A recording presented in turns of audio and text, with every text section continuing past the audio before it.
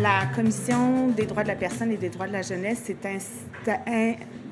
intéressée à la situation des travailleurs étrangers temporaires, y compris leurs conditions de vie et leurs conditions de travail, et conclut d'une manière générale que ces conditions-là, qui sont un ensemble d'éléments produits à la fois par les employeurs, les lois et éventuellement les intermédiaires aussi, engendrent une situation de discrimination qu'on appelle discrimination systémique dans ce cas-là, parce qu'il y a plusieurs acteurs impliqués, envers les travailleurs étrangers temporaires peu spécialisés des trois principaux programmes qui ont été traités aujourd'hui.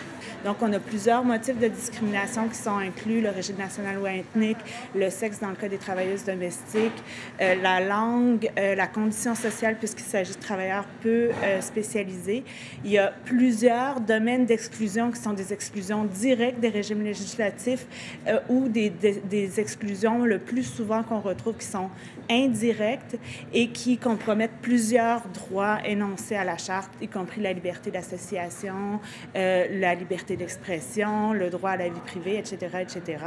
Et donc, ça nous permet de conclure à un phénomène de discrimination systémique, qui est un phénomène de discrimination qui n'est pas linéaire, qui n'implique pas un seul acteur, mais plusieurs acteurs, y compris des acteurs étatiques dans ce cas-ci, aussi bien que des acteurs privés, employeurs et autres, et dans un processus qui fait plusieurs victimes qui elles-mêmes ne sont pas nécessairement un groupe qui est complètement homogène, mais qui se distribue à plusieurs endroits. La situation des travailleurs migrants est particulièrement désolante sur le plan des droits humains. Nous, à la Ligue, on a fait un rapport qui traite de la situation des droits humains, mais dans l'ensemble du Québec et du Canada. Et on a réalisé que la situation des travailleurs migrants se rapportait à une situation beaucoup plus globale, beaucoup plus générale, qui, en fait, se rapporte au fait que l'ordre actuel, économique, politique et social, est de nature à entraîner des violations de droits. Il ne permet pas de mettre en place des conditions de réalisation des droits. Pourquoi? Bien, tout est à la croissance économique. On marchandise l'ensemble des secteurs de la vie humaine et sociétale, et le fait aussi que ces deux tendances ont finalement un impact sur la vie démocratique et la réalisation des droits civils et politiques. On exclut en fait de la citoyenneté de grandes parties de la population, notamment les marginalisés, et les personnes migrantes font partie en quelque sorte de personnes qui sont marginalisées parce qu'on ne leur reconnaît pas plus le droit à la citoyenneté que le droit d'avoir un travail décent, des revenus suffisants et l'accès à la justice. Les intérêts commerciaux et les politiques étrangères canadiennes peuvent créer des raisons pour les migrants de venir ici.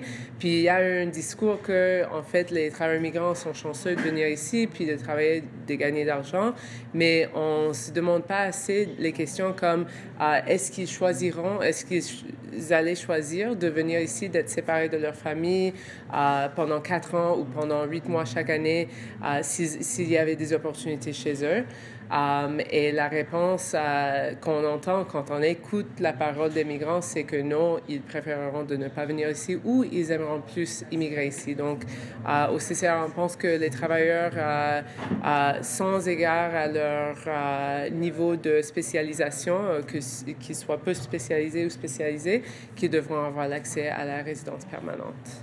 Donc, il y a absolument des réseaux de migrants et des alliés des migrants, des réseaux d'activistes des militantes pour la justice migratoire qui se sont mobilisés afin de changer les politiques et afin d'être écoutés.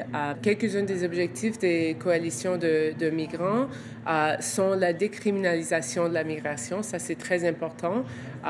L'idée que, voilà, les gens qui sont un peu forcés à immigrer pour des raisons du travail ne soient pas criminalisés dès qu'ils se rendent dans un pays sans papier. Ils n'ont pas d'option de régularisation.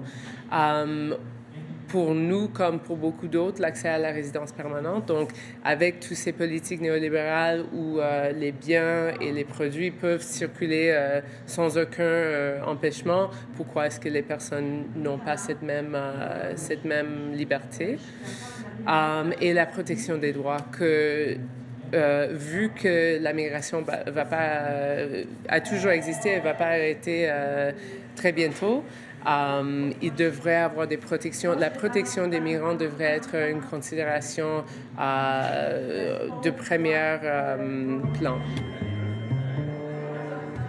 Grâce à cette journée-là, on a pu se donner des munitions pour pouvoir peut-être intervenir davantage au niveau politique et puis se donner aussi un outil collectif qu'on peut utiliser chacun dans nos milieux de travail, que ce soit au niveau syndical, au niveau aussi des groupes de défense de droits des travailleuses et des travailleurs, que aussi les individus puissent s'approprier et puis véhiculer dans leur entourage pour venir défendre les droits des travailleuses et des travailleurs qui viennent travailler temporairement ici.